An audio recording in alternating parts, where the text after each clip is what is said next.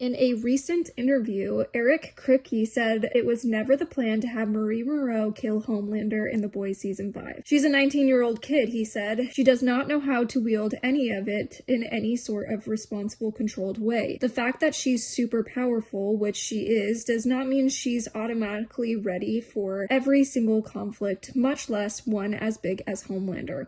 It could be quite dangerous and destructive, and it could lead to a lot of collateral damage and casualties if she can't control it. So, she still has a long road to go. That's what we tried to plant there. But did he plant that seed there? Was it overtly obvious to us that Marie would have caused more harm than good if she helped kill Homelander? I don't think so. You see, all we got was Annie and MM saying that Marie doesn't know how to control her powers. That's it. No further explanation. Just, you don't know how to control your powers, full stop. So, if the seed was planted, then why was everyone, including myself, still so confused that Marie was put to the side? Also, the fact that Gen V Season 3 has been cancelled really makes it more of a challenge for us fans to accept the fate of a character like Marie. I mean, Season 2 of Gen V set her up as if she was some kind of god-tier superhero and that she had the best powers ever created. So now that we won't be getting a Season 3 and her training with Yoda era, like Kripke said, is gone, her omission from The Boys feels that much more annoying. So what should they have done? What should have been the right move to satisfy both the audience and the creator? Could they have gotten rid of Marie altogether? Could they have made her kill Homelander? Well, in short, no. Neither of those things would have been possible. One would be too little because we already didn't get enough of her, and the other would have been way too much. Her killing Homelander would have made no sense. Butcher needed to do it in the end. Marie's powers are insane. She can use blood as a weapon, flinging it like a rope, solidifying it into blades. She can even bend people's bodies to her will. But she can also use it to heal people, which is why, in my opinion, the absolute bare minimum of how Season 5 could have utilized her would have been at the safe house. After Annie and MM save the theater attendees from She-Line and Dognot, they take them to the safe house that the Gen V characters are hiding out in. They get them fixed up and off to Canada within 1 minute, and some of those attendees have severe wounds. The bare minimum would have been that Marie could have healed those wounded people. Just a small hint to her actually using her powers and striving to use them in a good way. It would have been smaller than what the audience would have wanted, but it would have been bigger than the whole "don't meet your heroes, kid, and I'm happy I met mine" conversation that we got between Marie and Annie. Of course, I don't think they should have done just that little of a rewrite. I believe they could have used Marie in a much larger important role than what was actually produced.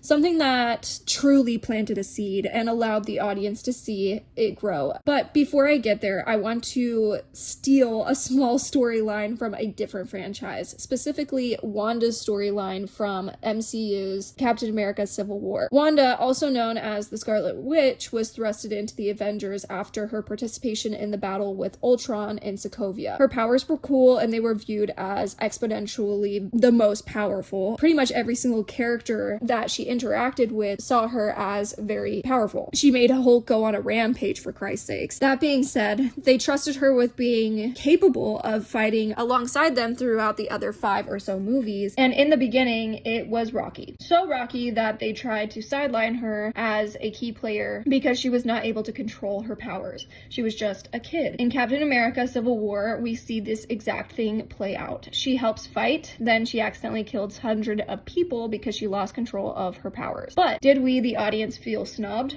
Did we feel like they under-delivered on the character? No, we understood it. And we understood her fully. We empathized when Wanda was rightfully sad about what happened. We sympathized when we saw her beat herself up about it. And we were frustrated with her when she was being kept hidden away, and we cheered when she ultimately came out on top. Why couldn't something like that have happened with Marie Moreau? Was it timing? I don't really think that's necessarily true because we got a 3-minute clip of a human cat and dog sniffing each other's asses. And we got half an episode dedicated to a supernatural reunion. I obviously don't hate the supernatural reunion, and if you haven't checked it out yet, I actually made a video on these issues of season 5 and how they could have added so much more if they had just fixed the pacing and reconstruction of some of the scenes. Anyway, my point is, they could have made room. They could have made it fit. I even went as far as to calculate how much time Wanda got in Civil War. From when she loses control of the bomb to when she finally gets out of the penthouse, it's only a 10-minute split throughout the entire 2.5-hour film. Now, obviously, the whole fight in Nigeria between Romulo and the Avengers became the entire plot point of Civil War, with the Sokovia Accords and the team splitting up, but Wanda's specific storyline and her specific scenes were roughly only 10 minutes. The whole runtime of The Boys season 5 was about 8 hours, so timing isn't an issue. How did they actually make it happen? How did they give Marie an adequate storyline to make the fans happy while also making it make sense in the grand scheme of things? This is my idea. Episode 1 introduces all of the boys, or rather reintroduces them. We start with Huey, MM, and Frenchie in the camp, then go to Butcher, and then Annie, and then Kimiko. And we also have A-Train, the newest member of the boys. So why couldn't we also have Marie, Jordan, and Emma? Emma could have snuck into the camp, and she could have scouted out the entire camp, found out which bunker Huey, MM, and Frenchie were in. Marie could have taken out Cindy, the guard that blows up several of the Freedom Camp victims when they tried to escape. And Jordan could have fought, I don't know, Love Sausage or something before MM got a chance to kill him. That would have set up these characters, and it would have led us straight into episode 2, where we could keep the Gen V kids at the safe house in Pennsylvania when the boys go off to the teenage Kicks house. Or we could have had Jordan and Emma stay back while Marie goes. I love how MM connected to Countess Crow, but maybe it was Marie who really solidified that they had to save her instead of let her die with the virus. This could have streamlined the show, just add a little bit more of Marie, Jordan, and Emma, and ultimately it would have been something small, but something more than what we got. Moving on to episode 3, Marie, Jordan, and Emma had already been to Stan Edgar's bunker. They could have been the ones to inform the boys where he was and where the bunker was, and they could have even helped get into Edgar's, as they had already used this safe house before. Episode 4, although I already loved this episode, most people thought that it was pure filler. In my video rewriting the show, I explained why I really enjoyed the episode, and I thought it was one of the strongest, so I'll save you my explanation of why I liked it. But since everybody thought that it was filler, why not make it more substantial by adding in Marie and the other Gen V cast? They could have set it up that the Gen V cast was sidelined and forced to stay in the safe house, and they were sitting around waiting for Butcher, MM, Huey, Frenchie, Kimiko to get back from Fort Harmony. Maybe Marie is anxiously pacing around. Maybe they see something on the news about Starlighters getting rounded up, and Marie gets angered and fed up with all of this. She storms out. She goes to where the police are taking the Starlighters, and this is where a fight between her and maybe a low-level soup like Jetstreak could have came in. She believes that she is the strongest person, maybe even the chosen one, and she can wield her power well enough to take down somebody like Jetstreak. And Marie could maybe bloodbend him. Maybe she's winning. Then she starts to lose control. She pushes herself too far. She kills Jetstreak. Maybe she even accidentally kills a Starlighter alongside him, or while she is using the blood whip, she harms a Starlighter. Ultimately, she could cause some serious damage to innocent people here. This leads us into episode 5. During this episode, Tara's POV, we get a lot of insight on what it's like at the safe house with the boys. Since Marie had just either killed or severely harmed a Starlighter or an innocent person, we can have this POV with Tara showing the boys getting really angry with her. They could show Annie saying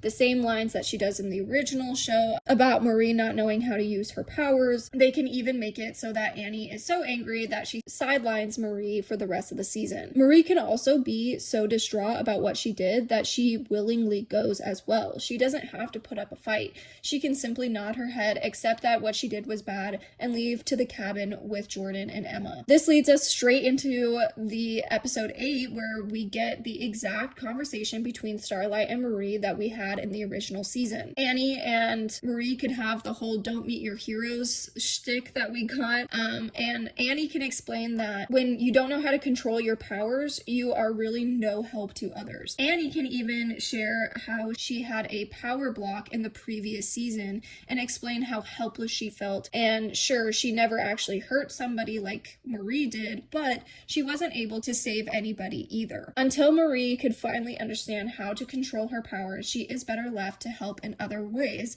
like taking the theater attendees to Canada like she had done originally. That's pretty much it. That is the entire storyline of how I think Marie could be in the season.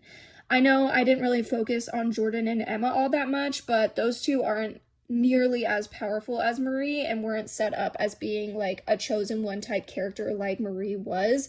Either way, what do you think? What do you think would have made the most sense for this show? Do you think you would have been happy with the trajectory of this character if this is what they had showed us? Or do you have any other ideas of how the Gen V cast could have been utilized? Let me know in the comment section down below. Come back next week because I do a deep dive into why I think Euphoria is a absolutely horrible show and should have been stopped before season 3 was even produced. So I will see you next time. Bye.